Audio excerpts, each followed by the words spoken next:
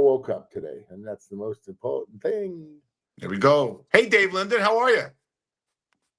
Hey, fat fish heads. It's time for another edition of the hottest new podcast on all platforms, Fat Fish. Sit back and strap yourself in for the wildest ride on the open seas. Now, flap your fins for the fabulous Fat Fish brothers, Eric Fish Snyder and Brad Grunny Grunberg, a.k.a. Snacks. There he is. What number is this? 65. Oh, man. 65. You know, I mean, wow. There's 365 days of the year. So it's 52 weeks. We've got a year and 13 shows going, buddy. Goes so fast, you know? It does. Goes so fast. It goes so fast. Yeah. Man. But it's great. Yeah. At this hour, I look forward to, we talk about this, and it's boring, but it's not to us. Yeah. I look forward to this hour every week because it's venting, it's therapy, and it's fun, you know, and we're going to bring up a lot of topics there. We're going to piss people off, and we're not going to piss people off. But yeah. Don't you do that on a daily basis? Now, you're saying 65, but I see it. You wrote 64 there. Oh, maybe at 64 or 65. I don't know. Yeah, I'm going to look it up right now. You look it up. I'm going to give you a couple of them. We're sponsored by Shucks Tavern, Johnny Cocktails. Click below at YouTube at Fish Grunny 1960, the year that I was born. Grunny was still a baby then. And then you can catch us live on Facebook, YouTube, DBD TV, Roku, and Podbean is all our listeners. Now, thank you to our listeners. We're building a big, this is 65. It is 65. You got to change that because Johnny Hardison was 64. All right. Well, we'll get it going. TikTok, 6134 Fish. Editing. Right. So, we get a bad rap. First of all, how are you? I'm good, man. I woke up this morning, and that's always good, you know, when you wake up. Good. So that was good. Yeah. Well, good. And I'm glad you woke up, so you're here, because it doesn't. I know 29% of all bartenders in Japan are robots. We don't imagine a Brad Grunberg robot, you know. That's frightening. The Brad Grunberg robot. Before we start the show out, what would be your moniker? You're very good at improv. What would be the one thing you say? Like, remember the robot on Lost in Space? Danger, Will Robinson. What would be your moniker? Positivity and love. That's how I live my life. Basically, the robot would be. He would look like me, but that's not. We don't want that. Why not? He would just be making jokes, and he would be keeping it live and making sure everybody's having a good time, like you do, man. Like you. We do. I have a different version of your robot. I think your robot, instead of being very iconic and very blasé and just a robot, I think it'd be funny. You pull into they would know you pull in. You could pull in because you're a robot and you have that AI mind. You could pull into any fast food place in the planet and know what their specials are just by your digital your circuitry. You know, that's true. That's true. I know at Chick-fil-A today it's 2 for $1 with tater tots. You know. And Annie the computer dog. That'd be great. Annie she rides with me, man. She rides. Dude, you're Johnny Cocktails Entertainment. You got 1,000 things. Do a robot version. No. Hey, I got some friends in animation. Animation would be great. You and your dog. Remember that boy and his dog with Don Johnson, 1975, with the apocalypse? How about you and your dog just going through LA and creating havoc? We do, but we don't create havoc. When they see Annie's punum, that they melts them. So that's how it works, you know. But we spread love, positivity, and we crack everybody up at the drive-thru wherever we go. You do. You crack everyone up because you're all full of love and positivity. I'm going to have you. I'll intro the show with our first topic, but please tell us what we're drinking today, because mine is a Cloudwater peach mango and green tea. What are you drinking there, Mr. Grun? I'm drinking the watermelon and ginger. We are promoting this unbelievable drink. It's Cloudwater, cloudwaterbrands.com. Go to the cloudwaterbrands.com. They have unbelievable stuff. It's good for your gut. I got a big gut. Mark and Barry have been doing this, and it is just flying off the shelves. Everything is flying off the shelves, and we want to be a part of it. I want everybody, please use our friends and family discount FATFISH20 and get yourself a case. Give it to Dad for Father's Day. He'll love it. It's really, really good. Unbelievable. Real quick before we started, I gave a case to Max. My son came over Sunday with the baby, and my daughter-in-law nuts over this thing. Just the flavors, and they knew about it. And I said, look, we have a chance to get a major sponsor, and they have Trader Joe's in Los Angeles. I know they did when I lived there. Yes. And it's big at Trader Joe's here in Las Vegas. So we'll plug it for these guys and hope that we get something out of it. But if you don't, Right. if we don't, it's helping our gut and immune system. We both need that. Right. You know, Brad, I got to segue into something because, you know, we love life and we talk about positivity, but we as Los Angelinos get a bad rap in our as being sports fans. The moniker, they go to Dodger games, get there in the second inning, leave in the seventh. Well, there was a movie that came out in 1986 that you would have been perfect for called Stand By Me, directed by Rod Reiner.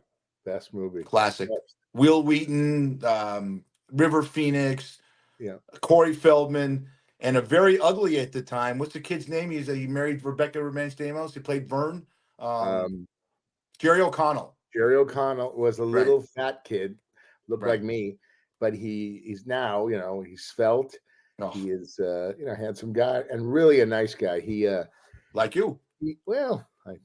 That's subject to debate, but Interpretation. no, I try. But Jerry came to the Tropicana for a bachelor party for his buddy, and I took good care of him. And man, Vern, I would say Vern was the breakout character, don't you think? He was such a lovable, fat little guy.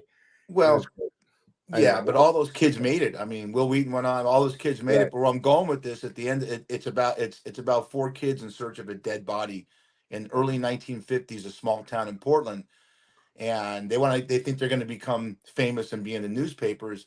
And it's really a novel. And the older character of Will Wheaton is Richard Dreyfuss, and he has a line at the end. I'm going to segue into our first topic, and he says, "I never had friends the rest of my life like I did when I was 12." And then ... Does anybody?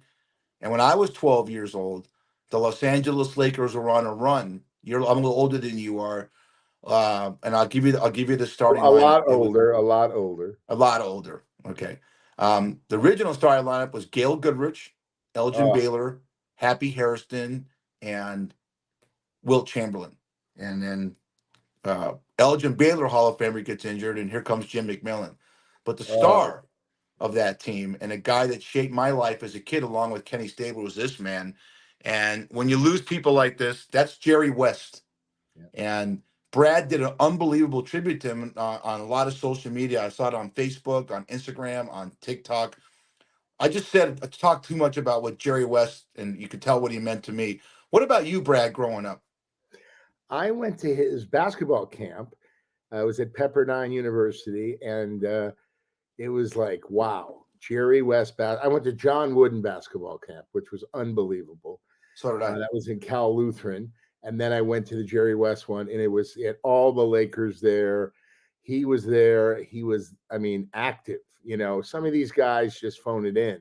Jerry was there. He talked to us. He was on the court. I mean, there were a lot of there were a lot of kids, and we stayed in the dorms at Pepperdine. But I was with my buddy Chris Bedrosian, and he was my roommate, and it was so much fun. I mean, it was so much fun. And, you know, I mean, these legends, man, it's unbelievable. And it's so sad we're losing them. Bill Walton and Jerry West, and the list goes on. So, I mean, the only thing I could say is live your life every day, you know, and be happy as much as you can. Get all the shit out of your life, all the toxicity, all the fucking crap, and just be happy, because you never know. That's the thing. Tomorrow's not promised to any of us. And we both live by that credo, I believe.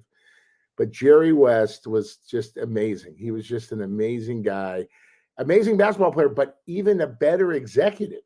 I mean, really, what he did, he put together Showtime Lakers. he put together Shaq and Kobe. And then he moved on. He helped the Golden State Warriors start to form before Steve Kerr got there. Memphis he went to, and I think he ended up at the Clippers. I believe his last job, he was at the Clippers. By the way, I want to ask you a question. There's one guy that I'm very suspect of, and do you like Jeff Van Gundy? Do you like him? Do you think he's a good I never liked him when he did the color on the NBA with Mike Breen. What do you think? I want to go to West and I'll answer your question. Yeah. West had a great line. He said, what's the difference between the time you played and now? He goes, well, all these guys around call themselves dogs. When I played, we were wolves, and wolves ate dogs. About the softness of it. And it's Jeff Van Gundy, I remember he was the coaching the Knicks or something like that. Yeah, and there's a fight on the court. And Alonzo, remember he got on Alonzo Mourning's knee and he was trying to shake him off. He and grabbed kick him. his I was leg. like, go on YouTube, which we're on, and just type in Jeff Van Gundy on Alonzo Mourning's knee. If you don't laugh 1,000 times and send it to all your friends, I don't think he's a great. I have a problem with analysts that overanalyze. Okay. Brad Grunberg knows probably about as much as the NBA that he does. And he does what Chris Collinsworth does. I'll give you an example. Chris Collinsworth, it's 4th and 1, and the team has to make a first down. And he'll say, if the Bengals don't convert this first down, everyone out there, they're going to lose the game. We know that, you idiot. He does the same thing.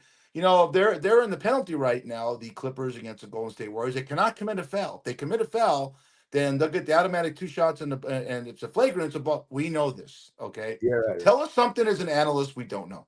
Yeah, I think his brother's better. I like his brother. His brother is a much Stan the man. He knows more, and the way he delivers it not like talking down to you. Van Gundy is kind of like, like everybody loved to hate Howard Cosell. You know what I'm saying? And then Bill Walton, may he rest in peace. Bill went off on tangents like we're going, Bill, come back to the game, And who's this guy? Don't know what happened here, buddy. I don't know. That's a meme, but I mean, we'll get that's me. But oh, that's you? That's me. You'll see in a second. Yeah. Oh my God. It's tough. Wow. You gotta circus this thing with your finger, and sometimes it just doesn't go. That I have a certain circuit there I do, but go ahead, finish your statement. Yeah. What was I talking about? Bill Walton, you said Bill Walton goes up on different tangents. Bill would start talking about cactuses in Arizona and the Grateful Dead, which is great, but he'd go on, like it was the greatest line in a movie: planes, trains, and automobiles. Steve Martin and John Candy are in the hotel room, and he's had enough of John Candy, so he goes, by the way, when you tell one of your little stories, have a point. When does this story end? And Bill went on and on and on. It's just I miss him, but yeah, man. I mean, these are personalities, and you saw what ESPN did last year. They kept one guy, and that was Stephen A. Smith. They kept one guy. They got rid of everybody else. So things are changing, and that TNT might lose the basketball rights to. They did. They did. They almost did. NBA. They signed they're doing a massive deal between ESPN. NBC is now back in the game. They've been out of the NBA for a long time. Right. TNT might grab some holiday games, but they're not going to have, their and that pregame show with Kenny Smith and Ernie Johnson and Shaq and Barkley. It'll be done. If TNT loses. And I'd rather watch the pregame show and the halftime and postgame sometimes more than the game because they're so entertaining. So funny. They're great. Oh, they goof on each other. I don't know if I told you. Did I ever tell you my Shaq story? So Shaq did a movie called Kazam. And my friend Pat Jackson was the studio teacher for the kid. It was about him and that kid. So I went down to the set to meet him. And I said, hey, Shaq, man, we got to get you over to the Hollywood Tropicana for a little fun. He goes, what? I go, yeah, I worked on the MC. And he goes, really? He goes, give me your card. So he got my card. One of his handlers called me. They had the wrap party for the movie at the Tropicana. Wow. Shaq paid for everything. He had a tab at the bar. Everybody got anything they wanted. Shaq paid everything. And Shaq wanted to be the MC. So I gave him the microphone. He starts rapping and doing. Oh, it was such a fun night. I mean, the other customers were there, but the whole place was packed with the Kazam crew and the movie, the actors and everything. It was so much fun. And I whenever I see him, I remind him of that. And I got to go to the Tyson Holyfield ear biting. Joe Torre, comedian, and I did some commercials for this new beer called Gold Beer that Don King was coming out with. And so everybody's in their seat waiting for the fight. And then Shaq comes in at the end, at the beginning of the fight, but he's going to a seat. And I yell, Shaq, Johnny, cocktails. He looks at me, beelines for me and my dad. He meets my dad, says hello to me, and goes to his seat. Everybody's screaming. He came right to me and my dad. So that was pretty cool. That was pretty cool. And you saw what happened there. He's got a wonderful reputation. I heard stories about him. I just watched a movie, a movie called Blue Chips that came out with Nick Nolte, where he plays like a basketball coach, and Shaq's in it. And they interviewed Penny Hardaway. This is the 30-year anniversary, and they said Shaq was the most fun to work with on that film. Yeah. And it was his first film. He was a rookie. He wasn't even a rookie yet with the Orlando Magic. Right. But are you familiar with what's going on with this guy? I don't know how this guy gets away with murder, but one of the guys, every team in the NFL before they get ready for training camp has a mandatory mini camp, right? They found this guy because this guy, the flat earther, I don't know what he's doing, but Aaron Rodgers is finally found. I mean, he had a special event he had to go to. The Jets are idiots. They're just they can't say what it is because it might be embarrassing. But he missed the mandatory minicamp and taking the fines. I mean, how do you feel about that? I've never liked him. I've never liked Aaron Rodgers. I don't know. He always rubbed me wrong. But then I saw Hard Knocks, okay? And they mic'd him. And, he's kind of a goof. He goofs on himself and stuff like that. But I think he's kind of evolved into that. He's just a real fucking cocky guy, And I just, with all this stuff with the COVID, he wouldn't take the shot and all this shit. And they lied about it to the NFL and the world. He used some word. I don't know what the fuck he were. I didn't do very well. He said he was inoculated. Yeah, whatever that fucking means. And I'm like, come on. Wait, it's. Let me tell you something. He's never going to win another Super Bowl. And let me tell you something. It's very hard to come back from the injury that he had, right? I don't see the Jets doing anything. I'm really excited about our Las Vegas Raiders. I'm very excited. The Las Vegas Raiders, man, and I got them all. I got Stabler, my favorite player of all time, Stabler. Yeah, how many shirts are? Look at this. Remember these things? Yeah, there's Dave Casper, Hall of Famer. I think we should. Yeah, I think. And here's a great guy who's I'm trying to get on the show. There's Charles Woodson, who's a big. Oh, I love Charles Woodson. Big Raider guy. Yeah, we are excited about that. But how about this story? I mean, get your way. Do you know what Trevor Lawrence is? Looks like Fabio. He's a quarterback at Jacksonville. Sure. Do you see the contract he signed this morning? I did not. 5 years, $275 million extension, $142 million guaranteed at signing. Wow. It's insane. So I got a picture of him, what he looks like at the signing. That's what he looks like kind of in real life. The long hair, the long face. Long hair, yeah. I mean, but the money these guys are making, God bless them. Yeah. I mean, you take it when you can, buddy. You put it away for a rainy day. Listen, tell you, some of these guys who sign these big contracts at the end of their 4 years, they have no money. They have all these hangers on, all these guys. I got a great idea for a business and blah blah blah. The smartest guy was Shaq. Shaq interviewed with all of these people, right? And he ended up with this little Jewish guy who told him, this is what you should do. And Shaq's like, wait a minute, who are you? He goes, I do this. This is what I do. I'm going to save your money. I'm going to you're going to give me $2. I'm going to give you back $5. And Shaq signed with him, and he's still with him today. You got to be so careful. These guys, everybody, before you sign the contract, no one talks to you. Then when you sign everybody loves a party, right? They jump on the bandwagon. Oh, he's going to find out. He's going to, yeah. It's just like, he's a decent quarterback. He's had 2 not great years and one, and just the money that's going on. You're right. Get it when you can, but I look at it this way: they're investing in the future. How does it work? Before we get to our next couple of memes that are funny, I'll ask you a question: how it relates to the entertainment industry. Football, you're basically paying for what the potential is. Is it true that if you sign a 4-picture deal with Paramount or Sony or whatever big company at 25 million a film because you're hot, if the first 2 films come out and they're absolutely box office disasters, do you get less the money on your next? I mean, if you don't have, in other words, you have a deal or you get that rate. I don't think they make deals like that anymore. They don't do They that. don't. Or no, that was old school. 80s, 70s. They don't do that anymore. It's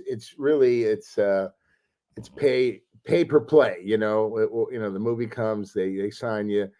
But a lot of these guys, if they don't deliver, like Sandler delivers, so he'll get his number. I guess Clooney gets his number. The Rock gets his number. Kevin Hart gets his number. I mean, it's all about what you bring. What you bring, it's the bottom line. They don't care. They don't care how likable you are, how great of an actor you are. You got to bring the money, and that's why they're going to give you 25 million. Listen, I was in Striptease. Demi Moore got $12 million to take off her top and play a stripper. That was unheard of. $12 million for an actress. I mean, the guys got all the money, which was terrible. But I was so glad that Demi got that $12 million paycheck. Yeah, and in that movie, yeah, Brad had to pay the producers to take off his top. I did take off my top. But we were waiting for in the makeup, and I got on stage just to kind of warm the crowd. And she comes out, and I'm in my underwear. I'm stripping on a pole. Oh yeah, good. Very ugly. That's ugly. Not method acting for her. That's going to put her in the insane asylum. But the producers loved it because I kept everybody entertained, all the background artists and the actors. It was fun. It was a great. That was one of the best movies. I had such fun. Andrew Bergman and he directed it and wrote it and directed it, and then the producer Mike. Why did I forget his name? He's the nicest guy. While you ask me a question, I'm gonna tell you. Well, I just want to make a comment. I can't believe what a great athlete. I saw a clip on Reels about your boy George Clooney was shooting hoops with Adam Sandler recently. Sandler is an excellent. I could just watch by his moves and his shot like that. Both those guys know how to ball. Oh, they can play. By the way, his name is Michael Lobel. He was the producer of Striptease, along with Andrew Bergman. They treated me so well. Oh, was it great? It was amazing. Just one thing. It was my first away game. I went to Florida, Fort Lauderdale, Miami, strip. Nice. I spent all my per diem on strippers and hookers. Thank you. My parents are proud. You still do. Whatever you made a lift driver. All right, this goes to the rent. This goes to mom and dad. This goes to Annie. All right, then, Coco. This is what you get. This goes to Roxanne. This goes. Yeah. I got $72 left. What can I get you? your hand. That's about it. This time of year, and it's sad because we had John Hardison on, and we both picked Edmonton in 6, including you too. They're losing 3. I mean, they're losing 3-0, 3 games to nothing to the Panthers, and I'm shocked that it looks like Dallas is going to get swept by the Celtics. Not shocked because the Celtics have a good team. Yeah. So this time of year, this is my look. This is Mark Ruffalo. Looks a little bit like me, but this is the look of laconicness. It's what I get this time of year until football starts. Just like you sit there and like, what the fuck's going on? What am I going to do now? You stand in your pool that's empty. You sit at your desk staring at nothing. Do you ever have those kind of days, Brad? Yeah, I do. I mean, like I do when I'm lifting. I'm like driving around LA and I'm just kind of thinking about things. Yeah. Like kind of lethargic. Is that what you're trying to? Lethargic. Yeah. Well, you look like you're just like a zombie, like on a lithium drip. Like, yeah. Wake up. You're standing up. Are you awake? And stuff like that. And it's not really much of depression. It's like, okay, maybe it is a form of depression. It's like, I'm a big sports fan and I love baseball, but not like I do other sports. The Dodgers are having a great year, but they still have 95 games to go. I mean, it's a lot of games.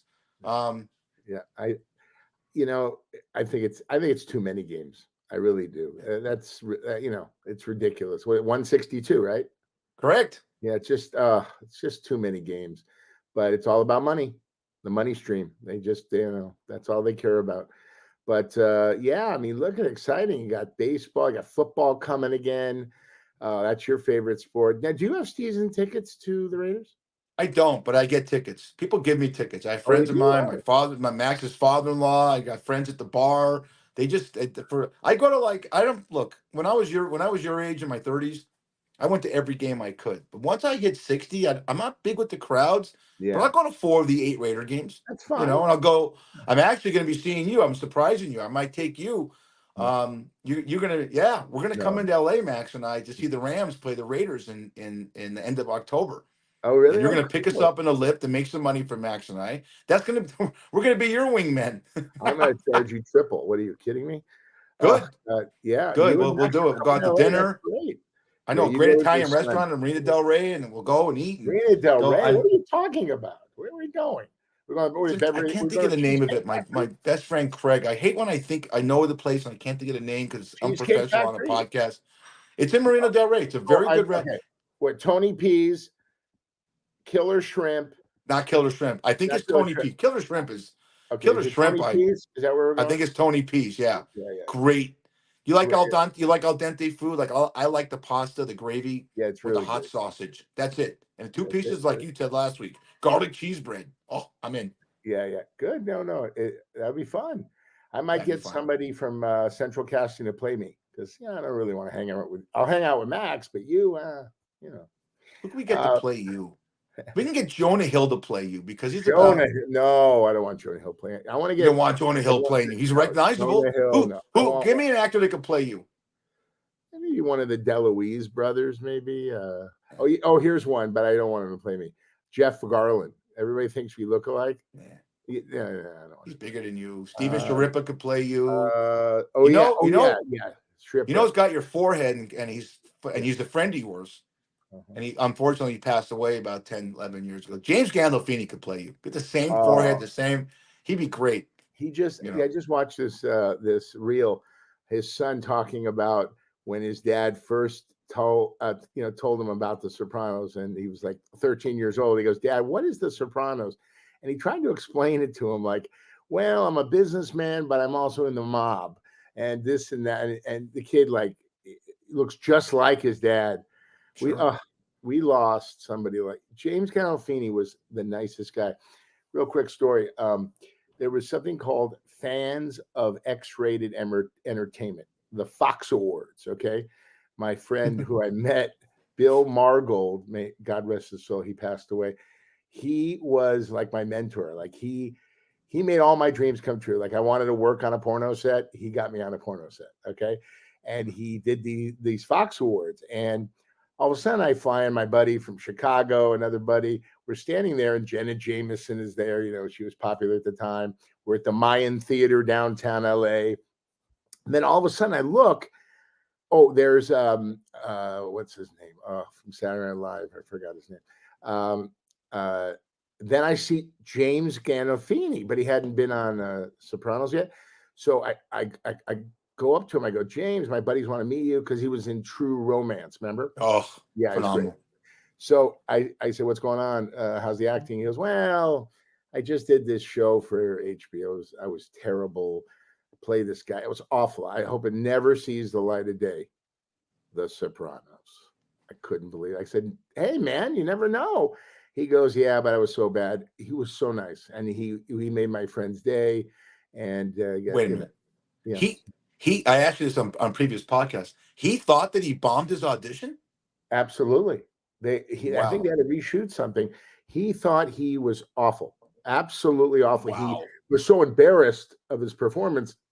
He hoped it never saw the light of day. And look what happened. See, that's life as an actor. You never know. Right place, right time. Look at Bruce Willis. God bless him. That guy's going through hell right now.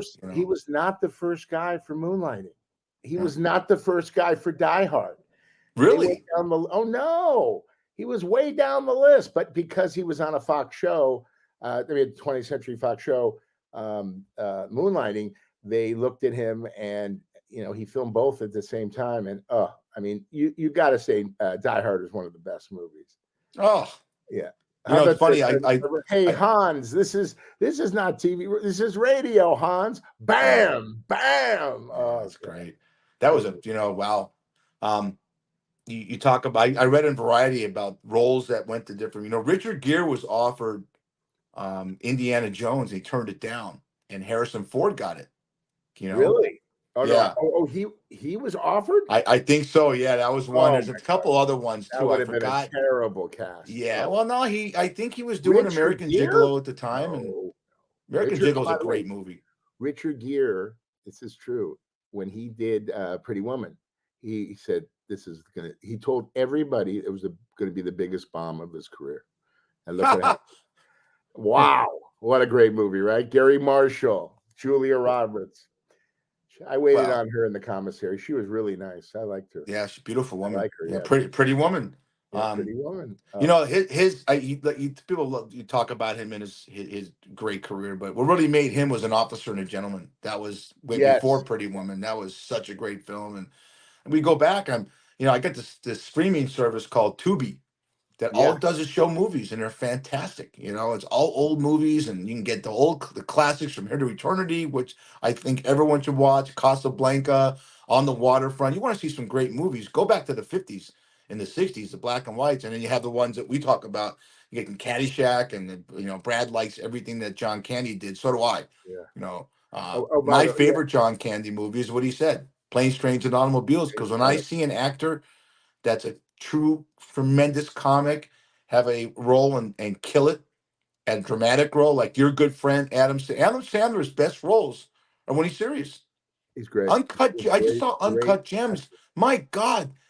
He was terrific in Uncut Gems. Reign Over Me. He was phenomenal. Punch Love Drunk. And is this true? Is he making Happy Gilmore remake? Yeah. What's going on now in show business is they're only doing IPs, intellectual property. He's doing Happy Gilmore 2. You won't believe this. They're doing Car Wash 2 from the 70s. You believe Franklin Ajaye? Yeah, they're doing Richard Pryor can't be in it.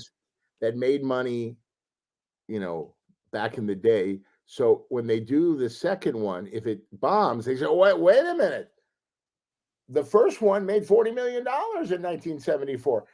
You see, these executives are scared of losing their job, so they do that just like a politician. They just want to be reelected, right? That's how that works. So, yeah. And by the way, I just wanted to make a note, tell you, Richard Gere, American Gigolo. Wow. I said that was power. That was a great movie. Well, that was a great movie. If you bounced off of, let's go back. You bounced off of Indiana Jones. You don't know that because Harrison Ford was perfect to do that movie. That was a huge box office. Phenomenal. I went to go see that in Westwood at the AFCO. On Will Street. I don't know if it's still there. Had to be a line 100 deep. Is it still there? By the way, that AFCO, they redid the whole thing. It's like a real, you pay like $25 to get a ticket. You get, the food and everything. It's like a, real bougie. And they have a restaurant there. It's a real bougie movie theater. But it's nice place to. Used to be a Cineplex. Remember that? Like there was 6. It was 6 theaters in there, and it's a shame. Our youth, Jerry West is just really getting to me. I think about. You remember when you were a kid? Well, you lived there, but. I went to high school in the Valley. What did Valley guys do? We went over the hill and hung out in Westwood Village and watched the Hare Krishna. Yeah, how many times did you go? We don't talk. How many times did you go to Westwood Village just to hang out and look for girls? Oh, of course. And then if you had a date, you'd take a loop around so everybody saw you with that girl. You know what I'm saying? Sure. But yeah, Westwood was phenomenal in the late 70s and 80s. But then it got really bad. Gangs came in, and it was like a ghost town, really bad. But yeah, man, it's by the way, my favorite Lakers of all time, in addition to Jerry, was Gail Goodrich, lefty from UCLA. So my dad had in 1980 had a solar business. He was selling solar energy to homes and businesses. And guess whose house I got to go to in Santa Monica? Gail Goodrich. And I was nose to nose with him, and I was a little taller than him. He was so nice, and my dad sold him some solar, but I'm like, oh my God, Gail Good. Here are the people that I love: Gail Goodrich, Cassie Russell. Okay, he was a favorite of mine because he always shot from the side. That's where I was deadly. Cassie Russell. Brad Holland. Brad Holland. He was another favorite of mine because he was a great shooter. He won a ring. It's just LA. The one thing about LA, I just wish it was more like Chicago, New York, Philly. Real fans. It's 40 below. They're sitting in their seat, right? The whole place is packed. That's a fan. Buffalo, New York, amazing fans. And Raiders Yeah, too. but Raiders. think about where we came from. Think about LA and all the great athletes. You think about, you talk about what you just said. Brad Holland, I think, went to La Crescenta High School. I mean, John Elway, Granada. I mean, just great players that came in LA, but doesn't get the kind of look. High school sports. I married a woman from Ohio. It's insane what high school sports, especially football in Youngstown in Ohio and Texas, where I went to college. One thing about LA, and it's just too big. Such great high school athletes. I mean, I remember the Crenshaw team in 1978 had Darryl Strawberry, Chris Brown, and Eric Davis was the 2, 3, and 4 hitters. All made the pros. Davis and Strawberry, arguably Hall of Famers. I mean, Strawberry might be in the Hall of Fame. I'm just being ignorant to it. Chris Brown played 9 years with the Giants. I mean, we had such great, but that's not what we did. You know what we're losing right now? I get to a meme. You remember when you were a kid? I say this to kids all the time. Max and I talked about this Sunday. When Brad Grunberg and I were kids, not together, remember how many times did you go to a park and just found a pickup game? There's no pickup games anymore. Basketball, you played football at the park. Where did you go? Did you go to Rancho Park, that big park? What was your park by you? I lived on the border of Mulholland, so I went to the valley. I would go to Encino Park, and I would play pickup ball after school. Like my junior year, I'd come home. No, I'd go to my dad's office down the street from Encino Park. I would sailor to him, do a little work, and then I'd go and play pickup ball. It was so much fun with my buddy Jay Sirkin. He was a great player. He went to Cal Prep. My buddy Jay. Jay passed away. He's the sweetest guy. May he rest in peace. Jay was such a Michael Jordan fan. Oh my God. Everything Michael Jordan. Hey Jay, would you like to go? Want to go to the bar tonight? I don't know if Michael would do that. Everything. He idolized Michael Jordan. It was his guy. And he's from LA. You would think, but he loved the way he played. I mean, there was just a special time when the Bulls won all those championships. We live in nostalgia, but you bring up Michael Jordan and Jerry West. Michael Jordan said Jerry West was my hero. He walked up to me, never met me before, and he said, "You should be the logo. You should be the brand of the NBA. You're better than I was." And Jordan was just like, "Are you kidding me?" Wow. He goes, "Yes." And he tried to get it changed because the logo you see of the NBA, which is basically the picture I showed of Jerry West earlier. This is basically based on that. That's the logo of the NBA. Okay.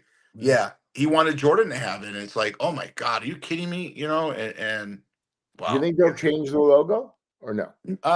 Not now. You're gonna honor this guy. It's just no. I'd be shocked. Not right now, but eventually you think they might, maybe? Yeah, I think, well, I hope so. I mean, let's change with the time, but don't forget your history. I'll guarantee this: all the Lakers will have the 44 patch on next season. And that's that. Hey, are you Daniel Day-Lewis fan? Yes, great actor. He retired. I like about him. He's a great actor. My Left Foot. He retired and he left on top. He didn't do shitty movies. No, and he did the ones he wanted. He ended with the one he really wanted, and he said, "You know what? Thank you so much. I had a great career." All these guys, they hang on. Some of these guys hang on. They do non-union films, and it was sad because I love Tom Sizemore and I miss him every day, but he was doing non-union films, $5,000 here, $3,000 there. You're not supposed to. They want to work. They want to work. Yeah, exactly. But I'm saying when you're of that ilk, come on, Tom Sizemore and Heat. Come on. Saving Tom Sizemore, one of my favorite actors. You had a project, may he rest in peace. Tremendous talent. but he let other things outside the work get to him, or he might have achieved the kind of status of an A-list actor. He was a partier, dude. You know. You're telling me? Yeah. I know all the stories. Yeah, that's the thing about life. Here's a lesson for our viewers and our listeners. So Tom Sizemore and Robert Downey Jr. came to LA at the same time. Okay. Tom Sizemore was 19 years old. Robert Downey Jr. was 16 years old. Okay. The party was on.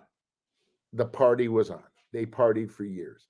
Now, Robert Downey Jr. met a woman, happened to be a Jewish woman. And this Jewish woman said to him, Robert, I love you, but you have to pick between myself, Manish Tanar Halayla Hazeh, or the partying, the broads, and all that stuff, the drugs and all that. You make the choice. You can't have both. It's either one or the other. And he picked the women. And then he got Iron Man.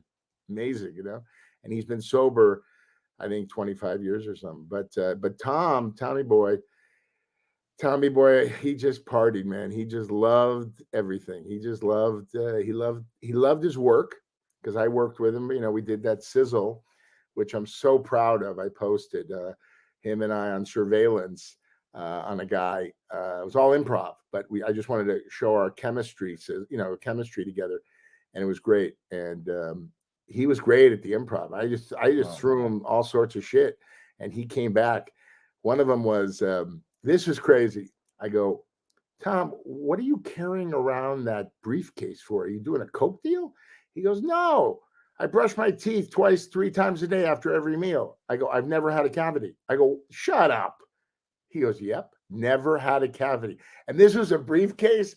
I'm telling you, it looked like there was, from a movie. There was kilos of coke in there, But he opened it up, a toothbrush, the floss. Yeah, you said that to John Hardison last week about his teeth. So Yeah, No, we have to get you. We have to get you a teleprompter there, Mr. I President. like to repeat things because I don't know if you listen to anything. I listen to everything you do. No, you okay. don't. You Okay, don't. want to bet? I listened to a sizzle reel with you and Tom Sizemore. it. I was on the ground. I have to be delicate and be politically correct, but they did a sizzle reel where they're sitting in the front seat on Surveillance, and they're talking about oral sex with a woman. And you could put this on anything. It's the funniest, and you can tell you guys are improving. And Sizemore just an improv actor. He's just natural.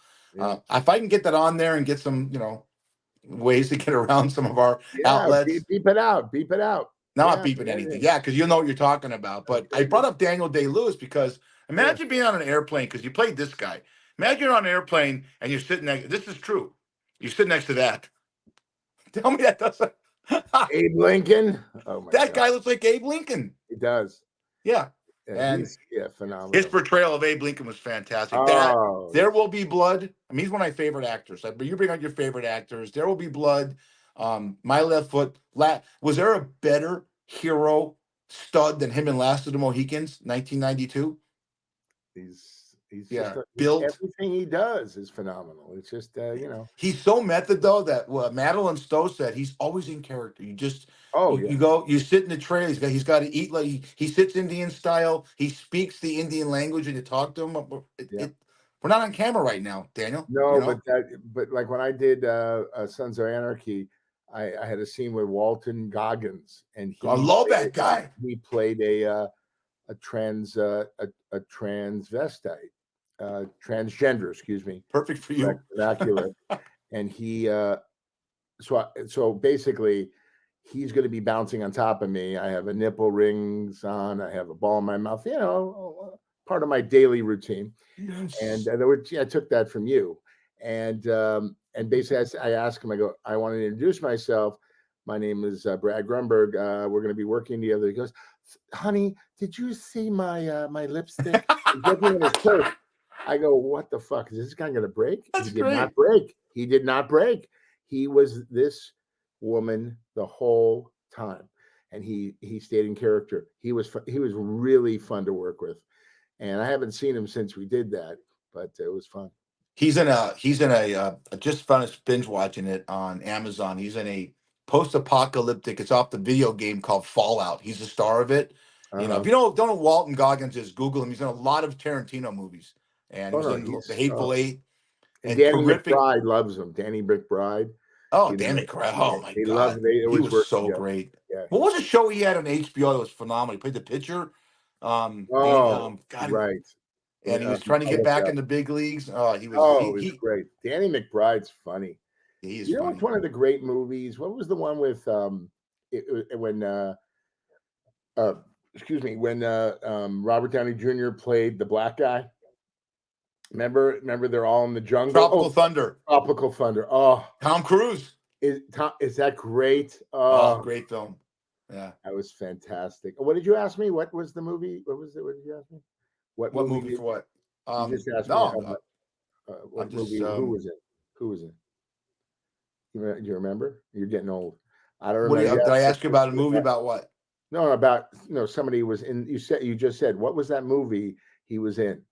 What actor? Well, no, it's a TV show he did for HBO. Oh, He the played a TV show. pitcher. Right. Yeah, okay. Look on your Danny- phone while I talk about this next Yeah. meme. And he was McBride was great. He was great in and he Right, even played a right. serious role. Up in Air with Clooney, which is a great film. He Right. played his future brother-in-law, and he was, sometime again. I love it when Steve Carell, Adam Sandler, John Candy. Eastbound and Down. Eastbound and Down. Phenomenal. Great. Go back and watch that. It's like three that's great. seasons. They did Yeah, tied it it is up, great, and that's when the world got introduced to Danny McBride. He Yeah. also was a serious role in one of the Alien movies, Alien Resurrection movies, and stuff like that. So, and then that we got introduced to him in Eastbound and Down. Check out this. You're gonna piss people off. Check out this meme. I want you to read it if you can. How boys tell a story. How girls tell a story.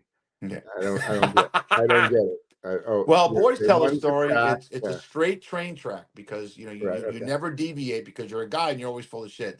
Girls tell a story, and it's okay. Here's how a boy would tell a story probably. It's just Brad getting up and going to Chick-fil-A with Annie.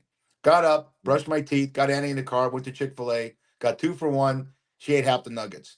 Here's how a girl would tell the story. All right, this is what he's trying to say. Got up, brushed my teeth.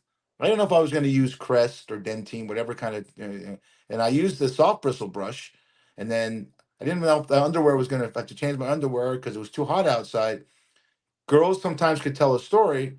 We go from A to Z really quick because we don't have any brain cells. We're ADT. We just don't have any kind of thought. A girl has total thought in her story.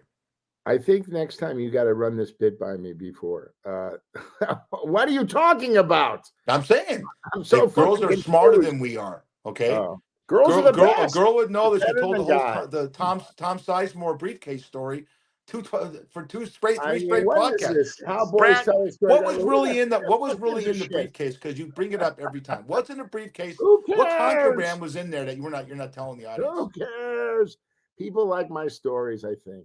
In my lift, they do. Yeah. In my lift, I had some great girls in my lift last night, and they went. You know what they went to? They went to that. What is that? Up and Down. What is that kids movie? Up and Down. It's like an animated movie. You got me. It's like one of those animated movies. They make, and they went. I go, why are you going to this movie? You girls are like 2 hot girls. Why are you? They went to Westwood. They went to the Avco, which is renamed something else. And I go, what's this movie about? It's a kid's movie. It's a, animated movie. And they go, well, we really like, I go, oh boy. And they're like grown women. These girls are in the middle to late 20s. It's a feel-good thing. People want feel-good movies, right? How many new shows you see on TV are apocalypse? Everything's about zombies. Yeah, are you going to movies or you watch on TV, Netflix?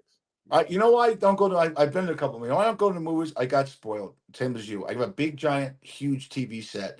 I can't stand going to movies because they sell alcohol in Vegas movie theaters. Most of them. I don't care about that. I'm a bartender. I care about the fact that people talk. And if you miss a line, you can't say the projectionist. Can you turn it back? If you're watching this, if I'm watching Brad doing a great Curb Enthusiasm, but then I go see it in a screening. And someone's talking, they're not going to turn it back, but I could just always rewind it. That's it. I know. Before I get to this last meme, and we do a nice testimonial to Father's Day. I do know this: box offices are hurting. You know that, but I know that Kingdom of the Planet of the Apes did not do. It's a great film. I heard it. The new it got very good reviews. The new Mad Max with Chris Hemsworth about Furiosa. not great at the box office. Do you think that? Question to you: do you think the box office is the thing of the past, and we just everyone's just waiting to watch it on TV? I think there's a lot of truth to that, but I also think the shit they're making. Who the fuck gives I don't want to see Mad Max 2. I I mean, do. okay, who cares what you like? I'm telling you, we need more comedy. Comedy, good comedies. 48 Hours, Trading Places. We need comedies. This other crap is terrible. It's really bad. That's why it goes down the tubes. Those two movies you mentioned, who cares? Yeah, but no, you're talking about movies that go back to the 60s and No, 70s, and I'm they're not good saying that. remakes. We need fresh shit. That's what I'm saying. I Right. have fresh shit. I got some great fucking scripts, but they're not buying them. They're buying IPs. They're rehashing and rebooting crap. Is it all about the CGI? Is it all about the action stuff that people love to see and the People, technical the crap? monsters and all that. Yeah. I mean, do you like that stuff? I've never been into that. I like it all. But I Are you total a agreement video with you. game guy? Are Total you a agreement video? with you about, when you can go to a movie theater in 1980s and see these two films back to back, Terms of Endearment and Broadcast News, which is funny, tearful, Yeah. made you think. I mean, how many Star Wars movies are going to be, Brad? 30? No, it's true. I mean, there's no more creativity in Hollywood. I mean, these monsters and the CGIs and all that stuff, it's enough. It's the It makes same money. thing. It's just, Okay, let me tell you something. You have a but not great all of them script make called money. Slices. The horror genre is the number one genre, and what's that about? There's no creativity to having someone killing each other and serial killers. No, but it works. No, but the point I'm trying to make is you have to understand a lot of this is the same shit over and over again. It's like I'll give you an example. When a hit show comes on TV, the executive go, get me the next Friends, get me the next Absolutely right. Everybody Loves Raymond. But the bottom line is no, there's one. That's why it was so good. There's not going to be one. Some of these shows I can't watch them. I love Cedric the Entertainer. Have you watched The Neighborhood? You can't watch The Neighborhood. It's that bad. From opening credits, the first word, you turn it off. And it's gone on 5 years. Yeah. So I'm telling you, the executives, they're just playing it real safe. And you're right. I mean, I looked at what people are going through right now in your industry, which is our next podcast I'm going on about. They thought, we have to have time to talk about our dads. But what you guys, everyone thought when the strike ended and the IATSE strike is happening, no one's working in Hollywood. No one. None of my friends are. There's less production in Hollywood right now than in the history of Hollywood. You know that. True. That's true. There's no auditions. I read an article. I read Variety like it's a sports section after a football game, after a football Sunday. And I feel growing up in LA and having my mom and my stepdad in the industry, they're retired. My mom's gone, and your family, your whole family's in the industry. It's insane. And no one has, and save this for next week to bait our viewers and listeners. No one really has you might, but no one really has an answer or an idea to fix this thing. It's extremely disturbing because we need you. We need laughter. We need entertainment. I have sports, but how much, okay. I just showed you that meme of me when it's not football, when the basketball and hockey end. So here's the last meme and we'll talk about our dad. Check this out. I always have to throw this up there, but I loved it. Gen X. This is Brad, born in 1965 to 80, the last generation before all the pussies took over. Oh my God, that's funny. That's not Photoshop. Some kid drinking a beer. Beach. Oh my God, of course. That's funny. That's really great. funny. Hey, we do our philanthropy. We got the Nick Pasquale Foundation to raise money for kids that can't go to college, and we talk about the great Andrew Klein's daughter Molly with Molly's Challenge to stop teen bullying. We're rooting for Keith Berman, a good friend of this show that's done the fight of his life. But every one of these people, and including you, and I can't wait to meet the man, has fathers. And Father's Day is coming up this Sunday, 2 days from today. And I want you to talk. And I will say this: I miss my dad. I have a great stepdad to my dad also, but my dad passed away in 2008. And um, if your dad is still with us, enjoy every minute. I'm enjoying every minute. My stepdad Neil's gonna be 90 years old, and he's great. So I'm lucky. Brad has a dad, and the fact that they go for a shave once a Yep, month, and he you're sees right. him every day. That's Talk exactly what it about is. your relationship with your dad, and take us the hell out of here. Basically, my dad is going to be 92 years old July 1. For Father's Day, we're going to take him to the shave. We're going to give him a nice shave, and we spend the day together. But you have to understand something with me. Father's Day is every day. I take care of my parents for 11 and a half years. They mean the world to me. Is it easy? No.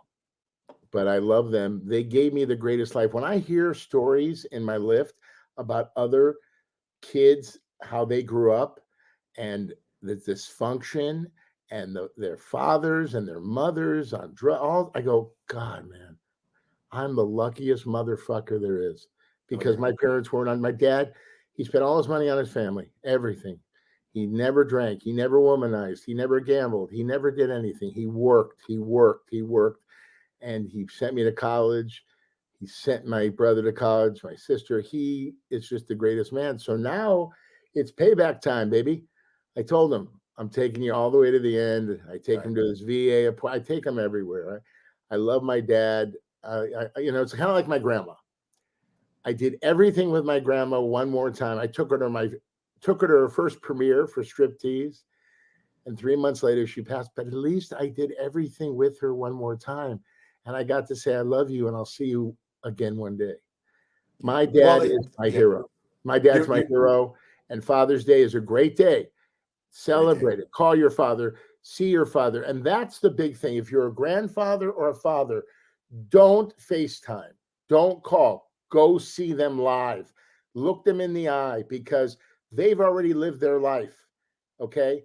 They live vicariously through their grandkids or their kids.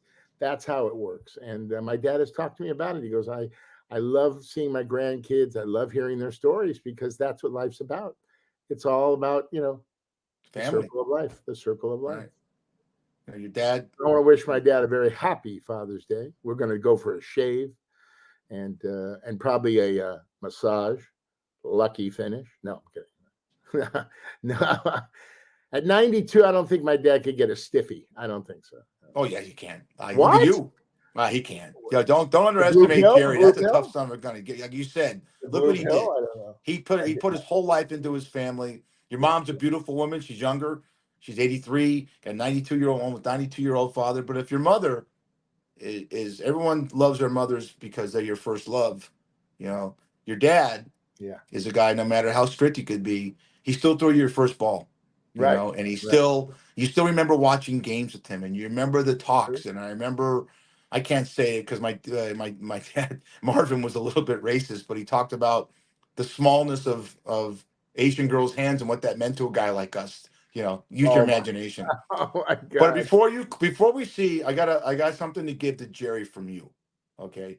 Jerry, I've never met you. I will. If you're gonna watch this podcast at 58 minutes and 25 seconds, this is a kid this is a kid that I met, Brad Grunberg, in 1992, and developed a friendship right away when he was trying to push a pilot for Fox.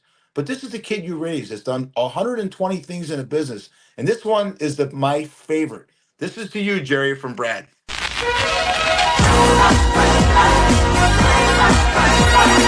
It's a blast from the past. All your favorite arcade games like Asteroid, Centipede, Defender, and Galaga. So polish up your old moves. You'll need them to survive the arcade classics. Now available in 2-in-1 game packs for Game Boy and Super Game Boy, baby.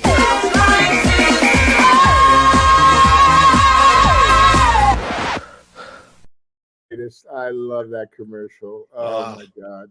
I always get people saying, "Put that on." I get emails. Get Brad. They love the little thing at the end. You got the jiggle, little jiggy. That little. That was a very popular commercial. I was so blessed to get it. And dance. This girl named Sandra. She taught me how to dance. I mean, we practiced for like 2 weeks, and then we were on that dance floor for two days. Oh, was I tired? But it was great. It turned out great. Gary Valone, shout out, and Robert Clifton. They wrote that commercial, and they cast me, and we just had a great time. Oh, these guys! And by the way, every time I thought I was done, let's go back to one. Do it again. But it was all worth it. Hey, happy Father's Day, man. You're a great father. You're a great person. Have a great day. I love you, buddy. You too. 65 is now officially in the books. We'll change that 64 to 65. And Dave Linden, take us home. You've been listening to the Fat Fish Podcast, heard on all your favorite platforms. Until next time.